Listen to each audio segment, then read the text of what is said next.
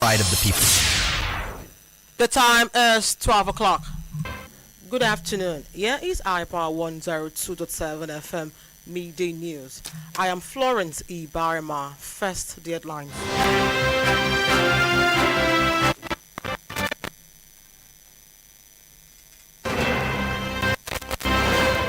Governor Ayedatiwa pardons inmates.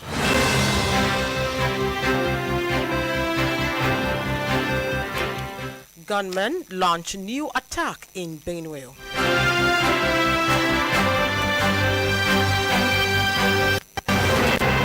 On the foreign scene, Somalia severs all agreement with UAE. And in sports, Uwobi expresses fear. Details of these and more in a moment. Please stay tuned.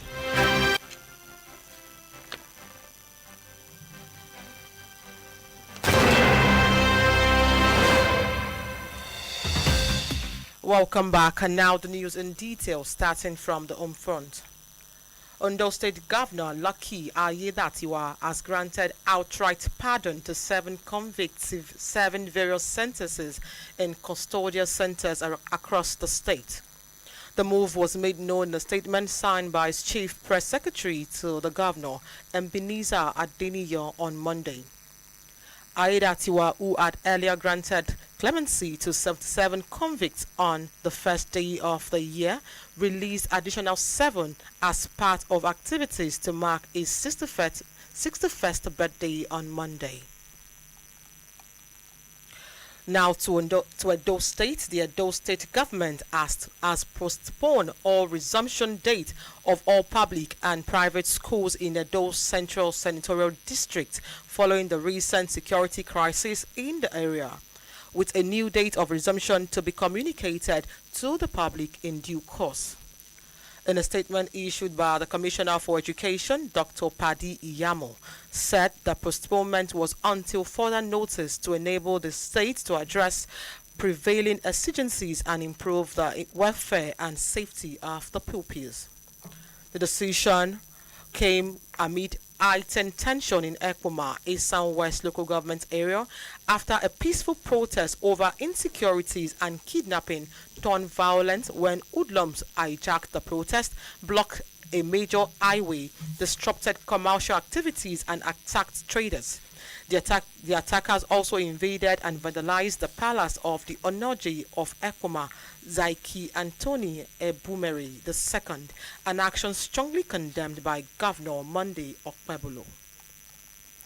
And now to Benue State. Meanwhile, gunmen suspected to be herdsmen have again struck Otobi Akpa community of Otopo local government area of Benue State, killing no fewer than 4 residents in a midnight attack.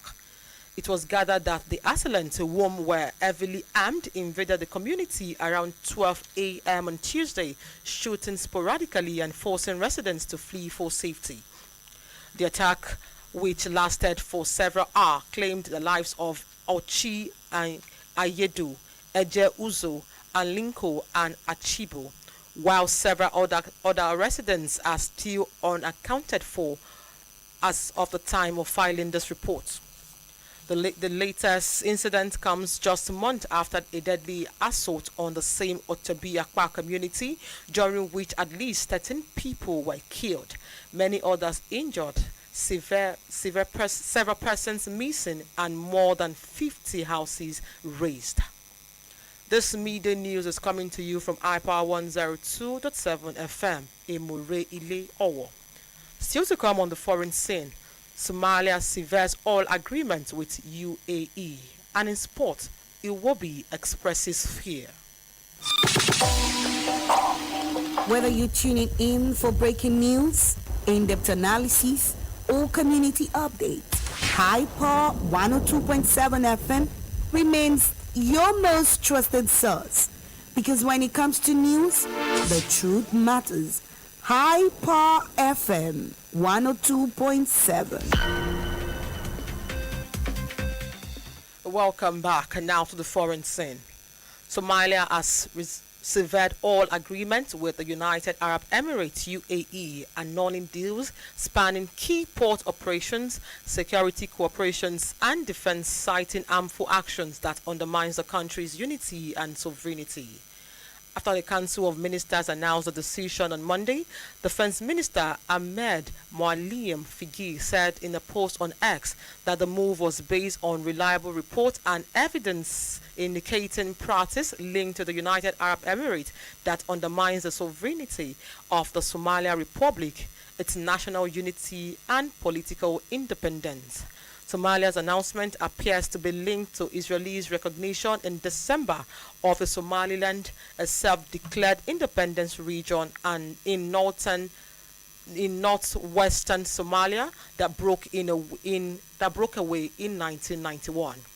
Meanwhile, many Somalians believe that the UAE facilitated Israel's recognition of Somaliland. The UAE declined to sign a joint Arab-Islamic statement December condemning Israel's recognition of Somaliland. Still on the foreign scene, Japanese Prime Minister Sanel Takachi has conveyed to the governing party executive our intention to dissolve Parliament's lower house at the beginning of the regular session of January 23. The decision will pave way for elections in the world's fourth largest economy, with the Liberal Democratic Party (LDP) hoping to increase its parliamentary seats. The Prime Minister hopes a bigger majority will help us implement our agenda of more proactive fiscal spending and stronger intelligence capacities. Meanwhile, Takachi, the country's first female prime minister, has so far remained silent in public about calling an early general elections. And in sport, Nigerian Super Eagles midfielder Alex Iwobi has said Morocco will be a tough team to beat in the African Cup of Nations AFCON semi-final, with an admission that the Atlas Lion looked really scary from his assessment based on their performance against Cameroon. Speaking further, Iwobi stated that the Morocco's strong defense and ability to attack have made them a top team to beat. So the semi-final is a big challenge for Nigeria, but a win for Nigeria would mean that the Super Eagles have made it to the second successive final in the African Cup of Nations. However, Nigeria is faced with a much more difficult task of playing the host nation, the Atlas Lion, in Rabat on Wednesday after defending Algeria 2-0 with an intention to win their first big trophy on the African continent since 2013, while Morocco has not won the African Cup of Nations since 1976. This news to end the iPower 102.7 media news. Let us take another look at the main point.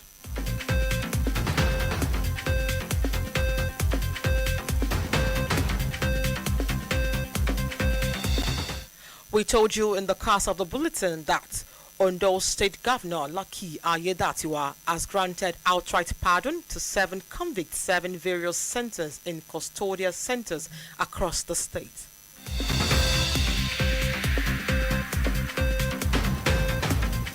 We also informed you that gunmen suspected to be headsmen have again struck Otobi Akpa community of Otopo local government area of Benue State, killing no fewer than 4 residents in a midnight attack.